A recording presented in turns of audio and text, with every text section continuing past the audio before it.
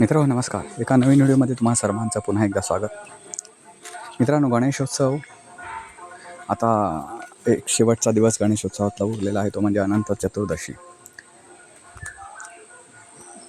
मित्रांनो, सण उत्सव हे आपल्याला नेहमी प्रिय असतात. हिंदू धर्म आपला जो आहे तो उत्सवप्रिय असा आहे.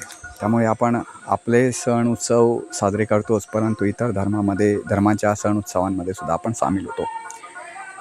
मात्र सण उत्सव साजरे करताना काही गोष्टींचं भान आपल्याला राखणं गरजेचं असतं. आपण नेहमी सण उत्सव साजरे करतो म्हणजे नेमकं काय करतो, तर आपण प्रत्येक देवतेची पूजा करतो आणि त्या देवतेची आराधना करतो. यामागे कारण असं असतं की देवता आपल्याला प्रसन्न व्हावी, आपल्याला सुख समाधान शांती उत्तम आरोग्य दीर्घायुष्य लाभू दे, असं यामागचं कारण असतं. आणि त्यातमध्ये महत्त्वाचं म्हणजे सण उत्सव हे आपल्याला गुंतवून ठेवतात, आपल्याला एक विरंगुळा देतात, आपल्याला आध्यात्मिक ओढ लावतात आणि वाईट शक्ती ज्या आपल्या अवतीभोवती असतात किंवा आपल्या मनात जे वाईट विचार असतात त्याचा नाश करतात.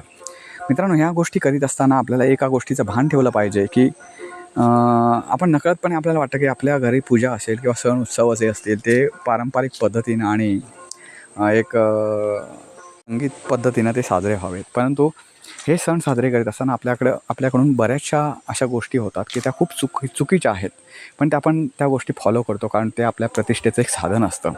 मित्रांनो, सण उत्सव साजरे करताना ते आपल्या ऐपतीप्रमाणे पहिली गोष्ट साजरे केले पाहिजेत. आणि दुसरी गोष्ट म्हणजे ते साजरे करताना लोकांना काय वाटेल किंवा लोक आपल्याला काय म्हणतील आपण जर अशा पद्धतीने साजरा केला, तर ते या गोष्टी बाजूला ठेवून ते सण साजरे केले गेले पाहिजेत. कारण लोकांसाठी आपण सण साजरे करत नाही, तर आपली धार्मिक परंपरा आहे आणि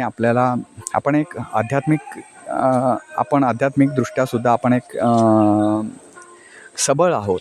याच्यासाठी म्हणून आपण हे सण साजरे करीत असतो. त्यामुळे ते साजरे करीत असताना लोकांना काय वाटेल हा प्रश्न पहिली गोष्ट बाजूला ठेवला पाहिजे. आपल्याला परवडतील अशा परिस्थितीत आणि आपल्याला विरंगुळा मिळेल आणि आपल्याला एक आवड निर्माण होईल आध्यात्मिकतेची, या दृष्टीनं ते सण साजरे केले पाहिजे. आता आपण काय काय चुका करतो ह्या आपल्याला चुका ते दिसण्यात येत नाहीत, तरीसुद्धा या चुका असतात. या गोष्टी साजरे करत असताना पहिल्यांदा म्हणजे आपण लक्षात घेतलं पाहिजे की आपण अतिशय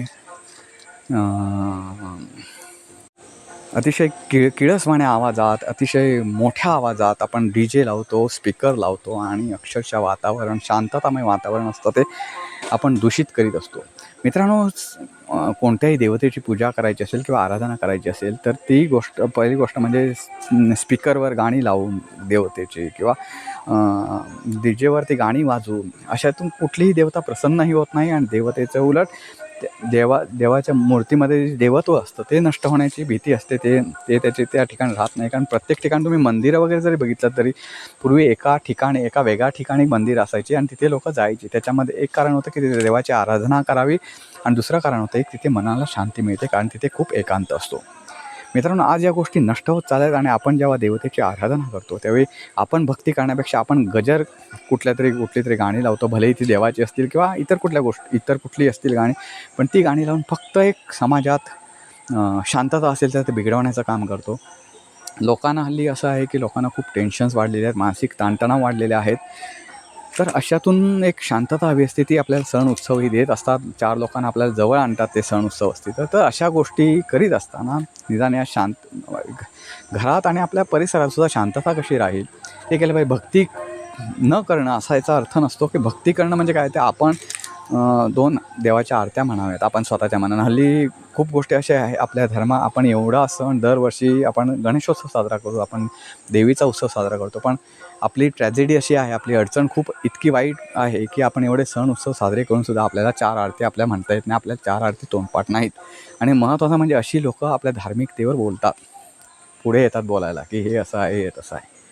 तर मित्रांनो, नेहमी लक्षात घ्या, आपण बारशाला पण एवढ्या मोठ्या आवाजात DJ लावतो, आपण मोठे लाऊडस्पीकर लावतो की त्यामुळे त्या बाळाच्या आरोग्यावर काय परिणाम होईल याचा अजिबातसुद्धा चिंता करीत नाही. आपण लोकांची चिंता करण्यात आपला दिवस घालवतो आणि आपण आपली प्रतिष्ठा समाजात वाढली पाहिजे की मी DJ लावला, आम्ही स्पीकर लावला, त्यानं मित्रांनो प्रतिष्ठा वाढते. हा तुमचा एक गैरसमज आहे. तुम्ही मोठमोठ्या लोकांकडे जर गेलात तर असे मोठमोठे लोक कधीच करीत नाही की ते खूप DJ लावतात, खूप स्पीकर लावतात. मोठमोठे लोक म्हणजे मी खूप मोठे उद्योजक बोलतो. टाटा अंबानीकडे गेला तर त्याने ते अख्खी मुंबई गाजवणारे DJ लावले पाहिजे होते अंबानीच्या लग्नात. तसं झालं का, तर नाही. त्याने भले डामडौल ठेवला, पण तो डामडौल वेगळ्या प्रकारचा ठेवला. तर मित्रांनो नेहमी लक्षात ठेवा की आपल्या सोशल गोष्टी या पाळल्या पाहिजेत, कारण ज्यावेळी आज ना उद्या त्याविषयी कायदा होईल, त्यावर निर्बंध येतील आणि त्यावेळी आपल्याला ते सहन होण्यापलीकडे जाते आणि निर्बंध आले तर त्याचं स्वागतच करायला आवश्यक.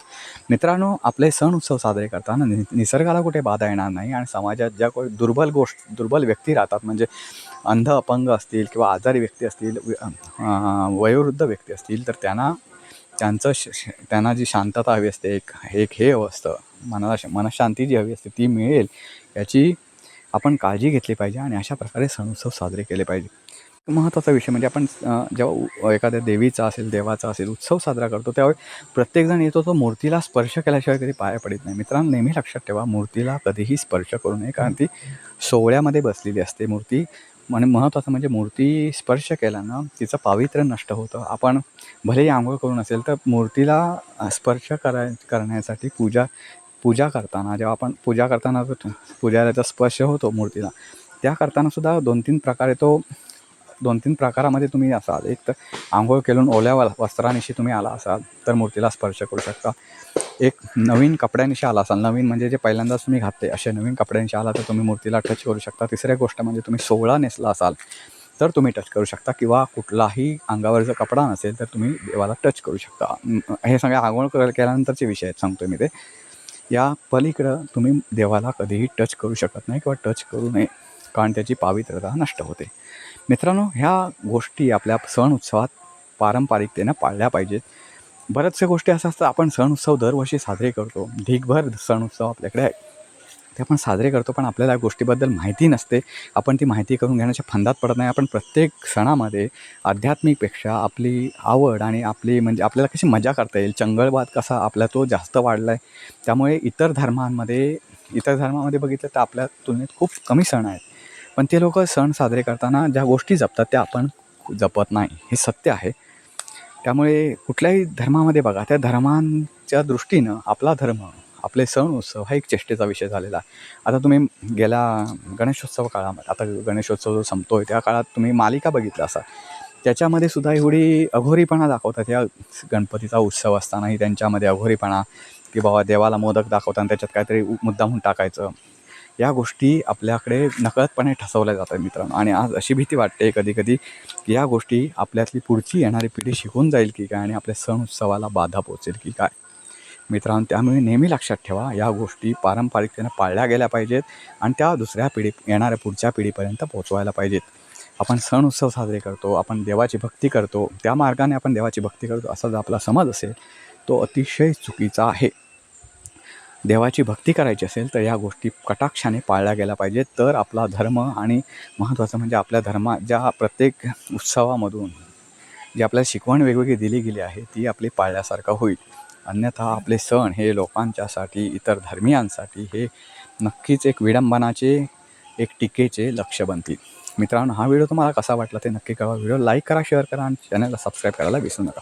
पुन्हा भेटू एका अशा नवीन व्हिडिओचा. तोपर्यंत नमस्कार.